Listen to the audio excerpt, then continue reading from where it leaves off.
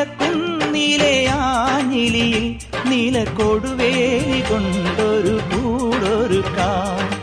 മാനത്തെ മാരിവിൽ ചില്ലയൊന്നിൽ തമ്മിൽ പുണർന്നാടുവാൻ ഞാനൊരു എലിടാം. തിളതിളങ്ങുന്നൊരിളനിലാവിന്റെ കസവും ചൂടിക്കാം. പുഴയിൽ വീഴുന്ന പുലരിമഞ്ഞിന്റെ കുളിരും നേദിക്കാം. മനസ്സിലെ മരതകമണികളിൽ ഉണരും ഒരരിയ മധുരമണിയാ.